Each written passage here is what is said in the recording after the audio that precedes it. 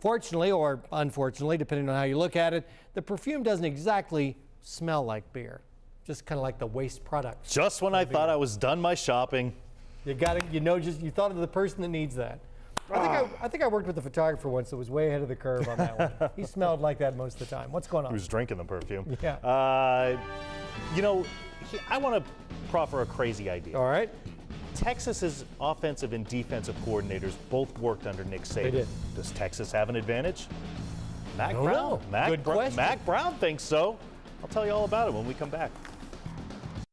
Now, NBC13 HD Sports. It's been a bit of an up and down season for the Alabama basketball team. Kind of an up and down night for us, too. Coming into tonight's game with Mercer, the tie just 7-4 on the year. Anthony Grant's squad really needed a breakout game to get on the right track, and they might have gotten that tonight. I'd love to show you visual proof, but we had some technical difficulties. So instead, look at this fancy graphic we made up for you.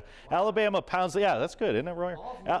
Yeah, Alabama, you couldn't do that back in the 80s. Alabama pounds the Bears 90-71. Mercer didn't score a bucket for nearly the first 7 minutes of the game. That's a bad game. JaMychal Green had a career-high 27 points. He pulled down 13 rebounds. Alabama has a week off now. They host Tennessee State next Wednesday at Coleman Coliseum. Okay, back. Look at me now, okay? I know that graphic had you. You know how they say that time heals all wounds? Well, check with the Cincinnati Bearcats in about a decade and ask them if that's true. They were 1 second away from being Alabama's opponent in the BCS championship game. Instead, the Texas Longhorns got one more tick against Nebraska in the Big 12 title game, and they're on their way to Pasadena, while the Bearcats lost their coach to Notre Dame.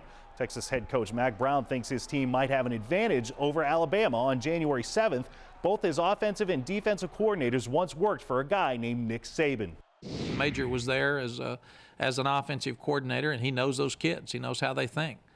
He knows how they'll practice. It's been interesting that Will and Major have said their bowl practices will be exactly like ours. Said there will not be any difference in the preparation for the two teams. He knows when they are sleeping. So does that mean Alabama is predictable on offense and defense? Coach Nick Saban says hogwash. He wants his team to play their game, and the rest will take care of itself. You know, who you are is more important than what you did. I always say that. And who we are as a football team in terms of what we do and how we execute is important.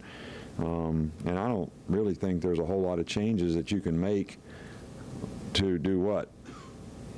Are you going to trick yourself or trick them? The Tide is on a 3-day break from practice. Most Alabama fans don't care if St. Nick waits until January 7th to bring them something nice. We'll be right back after this.